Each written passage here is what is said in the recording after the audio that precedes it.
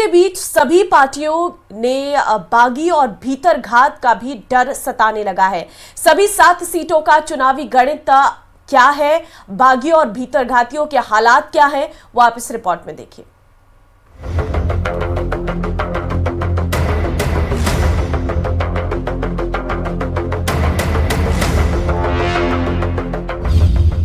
उपचुनाव की जंग, बागी और भीतरघात से डर, कहीं बिगड़ न जाए सियासी समीकरण।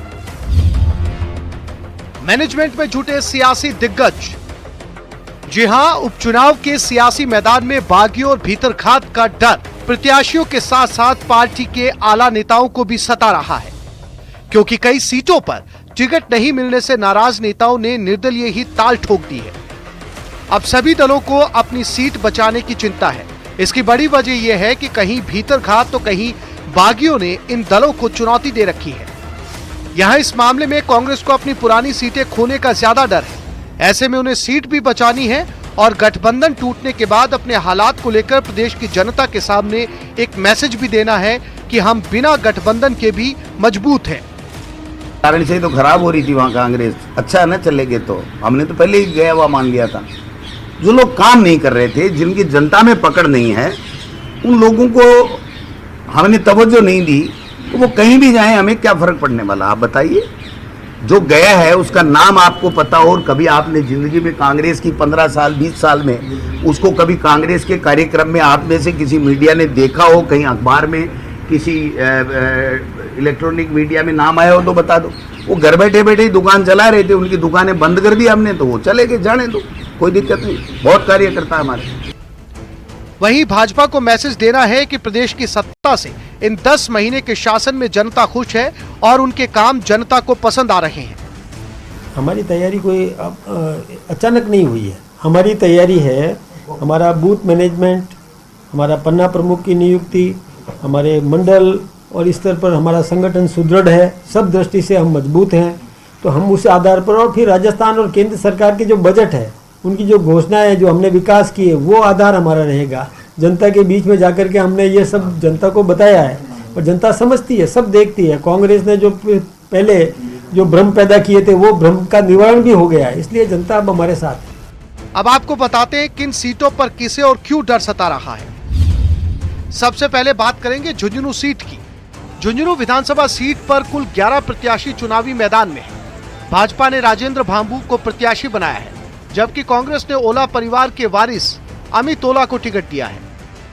झुंझुनू की सीट कांग्रेस का गढ़ रही है, लेकिन पूर्व मंत्री राजेंद्र गुढ़ा ने चुनावी मैदान में उतर कांग्रेस में खलबली मचा दी। मुस्लिम मतदाताओं को कांग्रेस का वोट बैंक माना जाता है और राजेंद्र गुढ़ा इस बार मुस्लिम वोट को अपनी तरफ आकर्षित कर रहे हैं। हाल ही में पाकिस्तान जिंदाबाद का नारा लगाकर उन्होंने सियासी गलियारों में हलचल मचा दी। अगर राजेंद्र गुढ़ा मुस्लिम वोट हासिल करने में कामयाब रहते हैं तो भाजपा यहां कांग्रेस के गढ़ में सेंध लगा सकती है। तो वहीं दौसा में कांग्रेस बीजेपी में सीधी टक्कर है। किरोड़ी लाल मीणा की प्रतिष्ठा दांव पर है। दौसा विधानसभा क्षेत्र में कुल 12 प्रत्याशी चुनावी मैदान में हैं। कांग्रेस ने सचिन पायलट के विश्वास पात्र दीनदयाल बैरवा को प्रत्याशी बनाया है। दौसा में कांग्रेस और भाजपा के बीच सीधी टक्कर मानी जा रही है। ये सीट कांग्रेस के पास थी, लेकिन दीनदयाल बैरवा को प्रत्याशी बनाने से कांग्रेस के कुछ स्थानीय नेता नाराज हैं। कांग्रेस के नेताओं ने प्रचार से दूरी बना रखी है।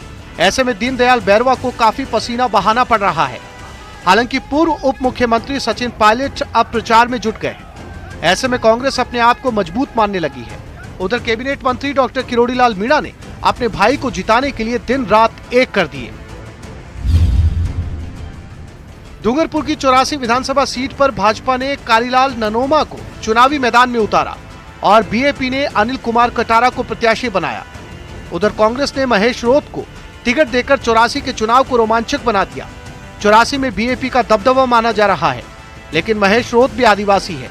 वे बीएपी के लिए बड़ी चुनौती बन गए हैं। नागौर जिले की खींवसर विधानसभा क्षेत्र में कुल 12 प्रत्याशी चुनावी मैदान में हैं। खींवसर सीट पर हनुमान बेनीवाल का एक छत्र राज रहा है।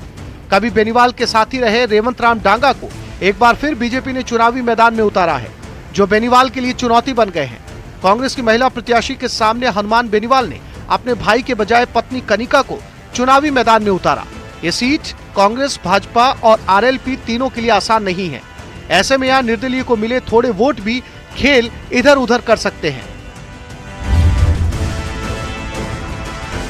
रामगढ़ विधानसभा सीट पर कांग्रेस ने जुबेर खान के बेटे आर्यन को चुनाव मैदान में उतारा है।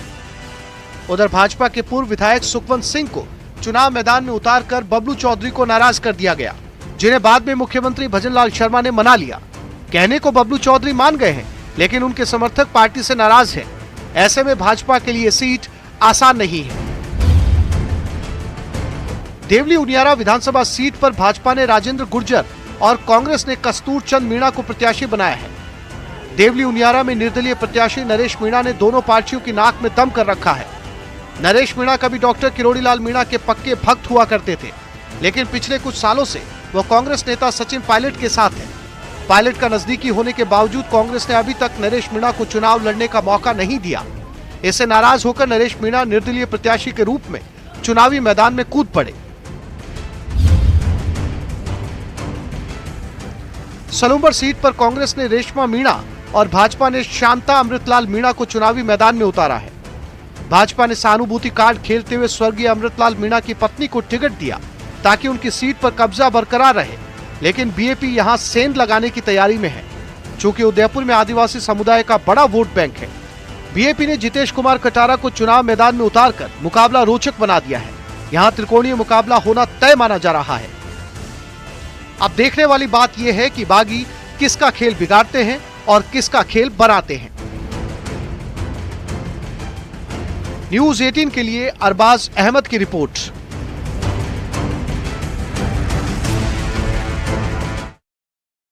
प्रदेश में धर्मांतरण के मामले लगातार बढ़ रहे हैं और इसको देखते हुए मुख्यमंत्री भजनलाल सरकार धर्मांतरण कानून लाने पर विचार कर रही है, और जिसके लिए विधि विभाग विचार विमर्श की बात कर रहा है। और कानून मंत्री जोगाराम पटेल का साफ कहना है कि दबाव में या फिर लालच में धर्मांतरण कराना पूरी तरह गलत है और सरकार इसके खिलाफ है।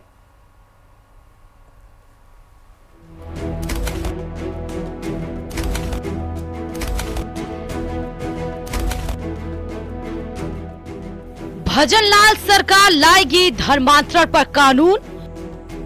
अब धर्मांतरण कराने वालों की खैर नहीं, जबरन धर्म परिवर्तन कराना होगा गुनाह। क्या उत्तराखंड और मध्य प्रदेश समेत कई राज्यों में लागू धर्मांतरण कानून अब राजस्थान में भी लागू होने वाला है? ये सवाल इसलिए क्योंकि ऐसी चर्चा है कि सरकार जल्द ही धर्मांतरण पर कानून ला सकती है। ऐसी भी चर्चा है कि विधि विभाग बिल के मसौदे पर काम कर रहा है और सब कुछ ठीक रहा तो अगले विधानसभा सत्र में भजनलाल सरकार इस पर कानून ला सकती है। हालांकि न्यूज 18 राजस्थान ने जब कानून मंत्री जोगाराम पटेल से इस बाबत सवाल किया तो उन्होंने साफ शब्दों में कहा कि अगर जरूरत पड़ी तो सरकार धर्मांतरण पर कानून लाएगी। मैं इस स्टेज पर सिर्फ इतना ही कहूंगा कि हमारा विचार विमर्श चल रहा है, इसीलिए ड्राफ्ट बनना, दूसरी बातें जो है वो अभी इस स्टेज पर कुछ भी कहने की स्थिति में हम लोग नहीं हैं। लेकिन मैं आपको इतना विश्वास दिलाता हूं कि आवश्यकता हुई और कानून सम्मत जो भी निर्णय लेने में सरकार नहीं हिचकाएगी, निर्णय लेगी। चाहे कानून बनाने की आवश्यकता पड़ी तो कानून भी बनाएगी। राजस्थान सरकार द्वारा मतांतरण संबंधी कानून लाने का जो निर्णय लिया गया है वह स्वागत योग्य है। कारण कि भारत के संविधान में भारत को पंथ निरपेक्ष राज्य होने का दर्जा दिया गया है। पंथ निरपेक्ष से आशय है कि भारत की भूमि पर सभी पंथों को अपना अपना पंथ प्रचार करने का पूर्ण अधिकार व स्वतंत्रता है। सूत्रों की माने तो धर्म परिवर्तन के खिलाफ लाए जाने वाले कानून में सरकार कड़े प्रावधान कर सकती है।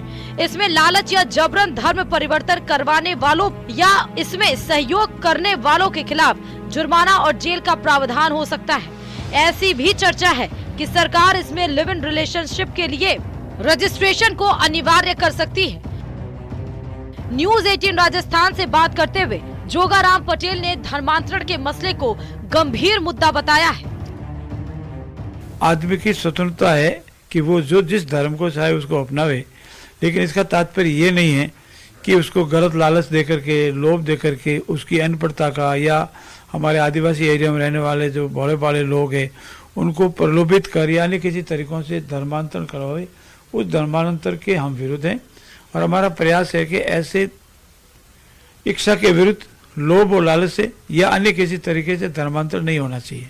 भारतीय संविधान ने प्रत्येक व्यक्ति को यह अधिकार दिया है कि वो किस धर्म के व्यक्ति से शादी करना चाहता है या उसका लाइफ पार्टनर कौन होगा, ये कोई निजी व्यक्ति तय करेगा। ये एक व्यक्ति खुद तय कर सकता है, ना कि कोई सरकार तय करेगी। किस व्यक्ति को कौन सी आस्था रखनी है, कौन सा धर्म रखना है, ये भी सरकार तय नहीं कर सकती। एक व्यक्ति निजी तौर पर तय करता है कि उसका धर्म क्या होगा। तो राजस्थान सरकार का ये जो फैसला है, जोगराम पटेल जी का जो बयान है, भारतीय संविधान के मूल आत्मा के खिलाफ है। AIMIM राजस्थान इसका विरोध करती है और अगर इस कानून को लाया गया तो सड़कों से लेकर न्यायालय तक AIMIM राजस्थान इसका विरोध करेगी और उसके खिलाफ लड़ाई लड़ेगी। आइए अब आपको बताते हैं कि किन किन राज्यों में पहले से ही धर्मांतरण पर कानून बना है और क्या सजा का प्रावधान है। जानकारी के मुताबिक अगस्त 2023 तक देश भर में 10 राज्यों में जबरन धर्मांतरण विरोधी कानून लागू हो चुके हैं। उत्तर प्रदेश के साथ उत्तराखंड, मध्य प्रदेश, कर्नाटक, हरियाणा, गुजरात, झारखंड, छत्तीसगढ़, हिमाचल प्रदेश और उड़ीसा में ये कानून है। सबसे पहले उड़ीसा में धर्मांतरण का कानून बनाया गया था।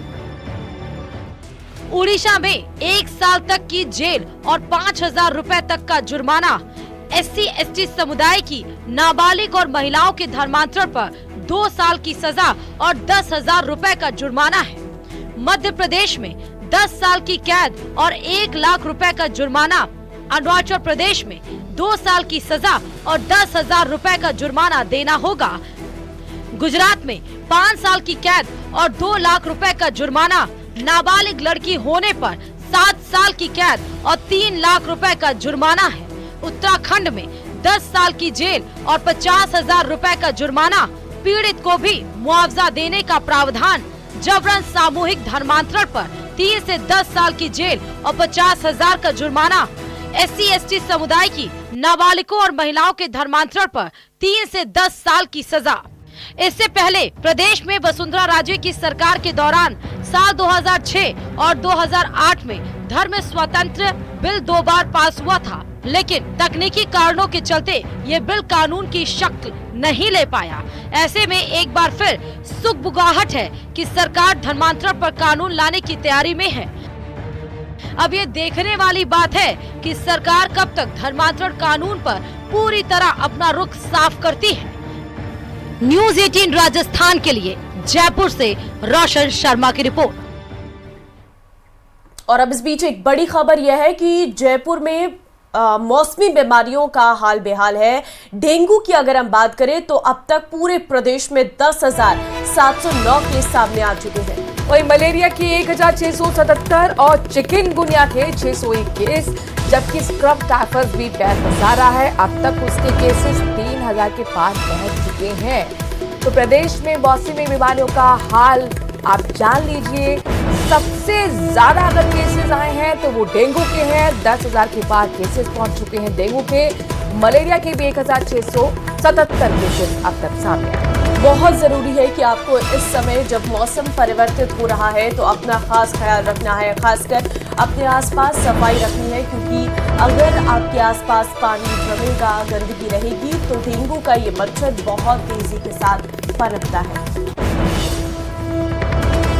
और अब बात प्रदूषण की कर देते हैं और आपके बताते हैं शहर का क्या हाल है, कितना AQI का स्तर है। श्रीगंगानगर की बात अगर करें तो हवा दमघोटू हो चुकी है।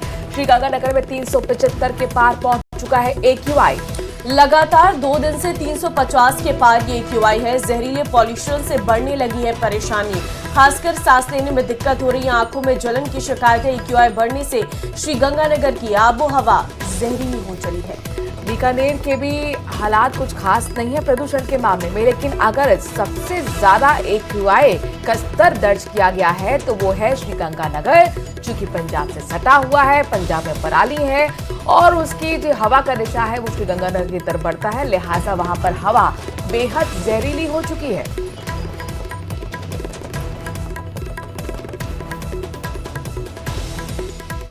एक और जहां हनुमानगढ़